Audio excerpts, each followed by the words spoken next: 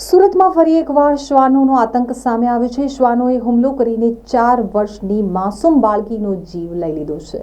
સુરતમાં ફરી એકવાર શ્વાનનો આતંક વધવા પામ્યો છે। ગત રોજ શ્વાનોએ ભેગા મળી ઘરની પાસે રમી રહેલ બાળકી ઉપર અચાનક હુમલો કરી તેને બચકા ભરી લીધા હતા। ત્યારબાદ બાળકીને ગંભીર હાલતમાં સારવાર અર્થે હોસ્પિટલ લઈ જવામાં આવી હતી, જ્યાં ડોક્ટરે બાળકીને મૃત જાહેર કરી હતી। સુરત શહેરમાં દિન પ્રતિદિન કૂતરાઓનો આતંક વધી રહ્યો છે। સુરત સિવિલમાં શ્વાન કરડવાના 13 નવા કેસ નોંધાવા પામ્યા હતા। સુરતના પાંડેસરા ભિસ્તાન વિસ્તારમાં આવેલા સિદ્ધાર્થનગરમાં ઝાડીઓમાં ગાયોને નાખેલ ચારામાં શેરડી લેવા ગયેલી 4 વર્ષની બાળકી ઉપર રખડતા 8 થી 10 કૂતરાઓએ હુમલો કરી દેતા તેને દબોચીને મારી નાખી હતી।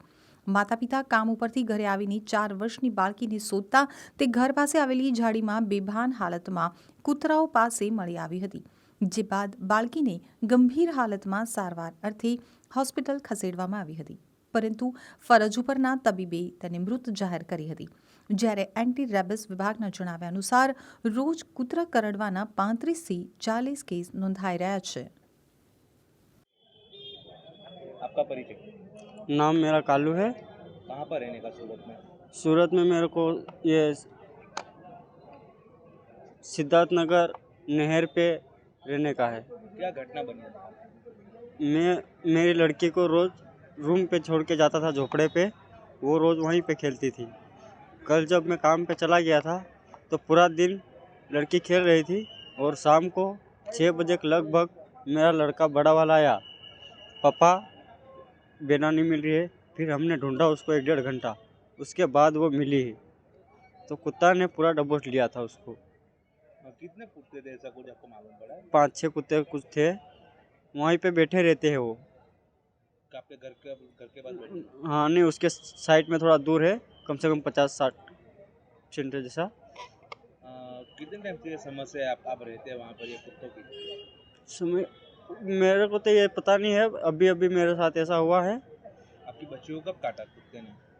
कल ही काटा है। आपको कैसे मालूम पड़ा कब? फिर मेरा लड़का मेरे को बुलाने आया, तो फिर हम ढूंढते ढूंढते गए, फिर वहाँ पे झाड़ी में मिली वो।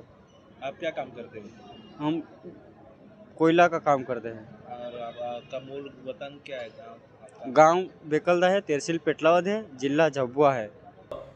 સવારે પાંડેસરામાં જે બાળકી સાથે થયું કૂતરા કરડવાથી તે પરિવારને સંવેદના વ્યક્ત કરું છું અને પાંડેસર એરિયામાં છેલ્લા મહિનામાં ઘણા બનાવો બન્યા છે।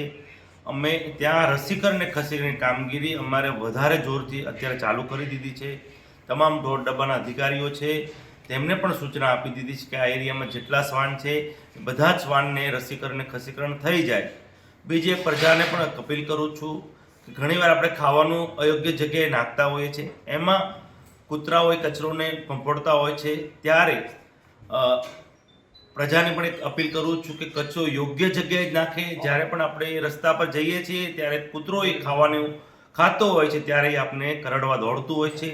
તે માટે પ્રજાને પણ એક નમ્ર વિનંતી કરું છું અને વધારે આવા બનાવો નહીં બને તે માટે આવનારા સમયમાં અમે જેટલા રસીકરણ ને ખસીકરણ જાય છે એ તમામ મોનિટરિંગની સાથે અમે કરવા જઈ રહ્યા છીએ।